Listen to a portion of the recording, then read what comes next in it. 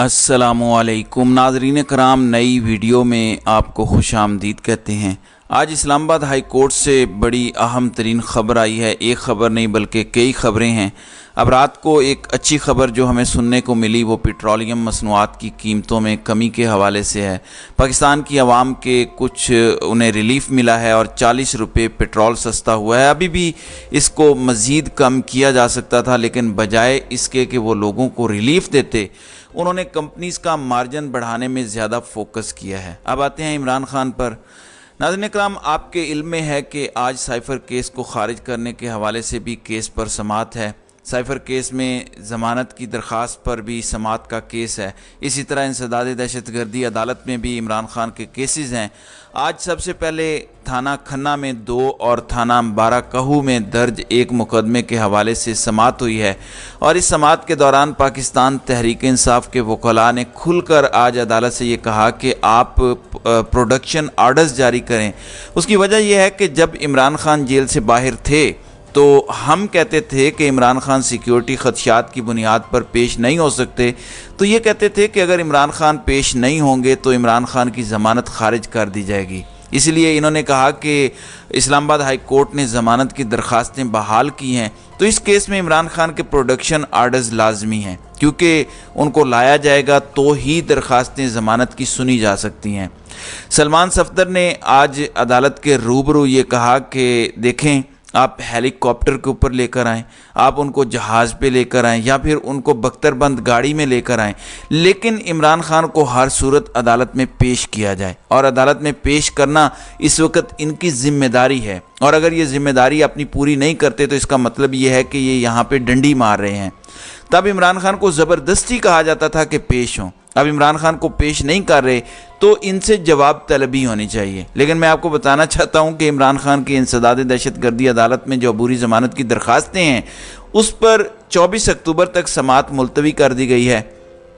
उन्होंने कहा कि हमारी तरफ से दरख्वास्त है इमरान खान को लाया जाए। जब F8 के अंदर सिक्योरिटी के हालात ठीक नहीं थे, इमरान खान ज़ख्मी थे, तब भी उनको पेश किया गया। अब इस हवाले से देखना यह है कि वो हुकूमत जो प्रोसिक्यूशन है उनकी जानिब से सिक्योरिटी का बहाना बनाया जा रहा है। सिक्योरिटी के इंतज़ामात को यकीनी बनाना तो सरकार का काम है। अदालत भी लगता है कि पहले से ही तैयार बैठी है कि इसकी समाअत जेल में ही कर ली जाए। अब एक मामला ये है, दूसरा मामला साइफ़र वाला है। साइफ़र वाले मामले के अंदर पाकिस्तान तहरीक इंसाफ की कानूनी टीम जस्टिस आमिर फ़ारूक की अदालत में पेश हुई। साइफ़र का मुकदमा खारिज करने की इस्तदा की गई और दलाइल दिए जा रहे हैं। इसमें 2 केसेस की आज ज़मानत दरख्वास्त समाअत है। एक तो साइफ़र का केस खारिज करने का मामला है, जबकि दूसरा ट्रायल रोकने की दरख्वास्त पर चीफ जस्टिस आमिर फ़ारूक समाअत कर रहे हैं। सरदार लतीफ़ खान खोसा इस पर दलाइल दे रहे हैं और FIA ने इस समाअत को कल तक मुलतवी करने की इस्तदा की है। मैं उसकी वजह बता देता हूँ आपको कि क्या वजह है। उसकी वजह यह है कि कल इमरान खान पर 17 तारीख को अडियाला जेल में साइफ़र वाले केस के अंदर फ़र्द जुर्म आयद होनी है। जब वो ये कह रहे हैं कि कल तक केस की समाअत मुलतवी कर दें, तो इसका मतलब ये होगा कि दरमियान में फ़र्द जुर्म आयद हो जाएगी और ट्रायल भागना शुरू हो जाएगा। फिर जस्टिस आमिर फ़ारूक कहेंगे कि मैं क्या कर सकता हूँ, वो तो ट्रायल शुरू हो गया। लेकिन नाज़रीन कराम, मैं आपको एक और बात बता दूं, इस्लामाबाद हाई कोर्ट से नवाज़ शरीफ ने हिफाजती ज़मानत लेनी है और इस हिफाजती ज़मानत से पहले बैलेंस करने के लिए ये इमरान खान को कुछ ना कुछ रिलीफ देने की कोशिश करेंगे, ताकि लोगों में ये तासुर हो कि देखिए सिर्फ नवाज़ शरीफ नहीं बल्कि इमरान खान को भी रिलीफ मिल रहा है। यहाँ पर आज लतीफ़ खान खोसा से सवाल हुआ कि खोसा साहब ये बताएं कि पाकिस्तान में अमेरिका की जो दस्तावेज़ात हैं वो डी क्लासीफाई करने का कोई कानून मौजूद है। अब जाहिर है कि ये पाकिस्तान के सफ़ीर ने भेजा हुआ है, तो लतीफ़ खोसा ने कहा कि साइफ़र को तो वफाकी काबीना ने डी क्लासीफाई कर दिया था। इस मुल्क में लियाकत अली ख़ान का कत्ल हुआ, जुल्फ़कार अली भुट्टो और बेनज़ीर भुट्टो के साथ भी जो हुआ वो आप सब के सामने है। ये साइफ़र अमेरिका में सफ़ीर असद मजीद ने दफ्तर ख़ारजा को भिजवाया था। इसके अलावा लतीफ़ खोसा ने अदालत के रूबरू वज़ीर आज़म का हलफ पढ़ा, जिसमें लिखा गया है कि जिस चीज़ को वज़ीर आज़म मुनासिब समझेंगे, बेहतर समझेंगे, उसको वो कौम के सामने पेश कर सकते हैं, रख सकते हैं, यानी कौम के साथ वो शेयर कर सकते हैं। अब इसका मतलब बड़ा वाज़ेह है कि अगर इमरान खान ने इसको मुनासिब समझा है तो ही कौम के सामने रखा है। लेकिन ज़ाहिर है فی الحال اصل مسئلہ یہ نہیں ہے کہ آئین کیا کہتا ہے، قانون کیا کہتا ہے، اخلاقیات کیا کہتی ہیں. یہاں پہ صرف ایک ہی مطمع نظر ہے کہ عمران خان کو سبق کیسے سکھانا ہے، اور عمران خان کو سبق سکھاتے سکھاتے سسٹم پورے کا پورا اپنے کپڑے اتار بیٹھا ہے، بری طرح سے ننگا ہو چکا ہے.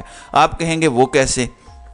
دیکھیں، اب نواز شریف واپس آ رہے ہیں، تو نواز شریف کی واپسی کو لے کے میں ایک بار پھر پیپلز پارٹی کے خورشید شاہ کا وہ جملہ آپ کے سامنے رکھنا چاہتا ہوں. ان کے مطابق نواز شریف کی واپسی پر جو ریڈ کارپٹ بچھایا جا رہا ہے وہ نون لیگ نہیں بلکہ کوئی اور بچھا رہا ہے. ان کے مطابق کیسا لگے گا جب ایک مفرور، ایک اشتہاری، ایک بھگوڑا جیل جانے کی بجائے جلسہ گاہ کے اندر پہنچے گا. اور وہ اس حوالے سے بتا چکے ہیں کہ یہ کرنا ملک کے اندر فساد برپا کرنے کے مترادف ہوگا. اس کا مطلب ہے کہ آپ قانون کو، عدالتوں کو، ہر چیز کو جوتے کی نوک پر رکھ رہے ہیں.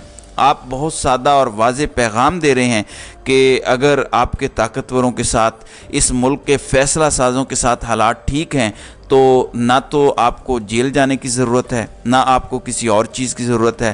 پھر سب چیزیں آپ کے حق میں ہیں، اور اگر آپ ان کو للکاریں گے، طاقتوروں کو، فیصلہ سازوں کو، یا ان کے بارے میں سوالات اٹھائیں گے، تو پھر آپ کے خلاف اتنے مقدمات بنیں گے کہ آپ کو سانس لینے کی فرصت بھی نہیں ملے گی. پھر آج سراج الحق کا ایک اور جملہ بھی ہے. یہ جو موجودہ حکومت ہے، انٹرم گورنمنٹ جس کو کہتے ہیں، اس کے پاس کیا اختیارات ہیں؟ یہ کیا کر سکتی ہے؟ کچھ بھی نہیں کر سکتی. تو سراج الحق کہہ رہے تھے کہ اسٹیبلشمنٹ اگر نگران حکومت کے پیچھے سے ہٹ جائے تو انوار الحق کاکڑ کو وزیر اعظم ہاؤس میں کوئی پانی کا گلاس بھی نہ دے. اور یہ بات ٹھیک ہے. یہ بات صرف انوار الحق کاکڑ تک نہیں ہے بلکہ بہت سارے ایسے لوگ جو اس وقت اقتدار کے مزے لوٹ رہے ہیں، اگر ان کے اوپر سے ہاتھ اٹھ جائے، دست شفقت اٹھ جائے، تو میرے خیال سے ان کے جو سیکرٹریز ہیں وہ بھی ان کی بات نہ سننا گوارا کریں. لیکن فی الحال ان سب کی موجیں لگی ہوئی ہیں. اندازہ کیجئے اگر تیل بڑھ رہا تھا تو اس کا ذمہ دار عمران خان تھا، اس کا ذمہ دار IMF کے ساتھ وہ معاہدہ تھا.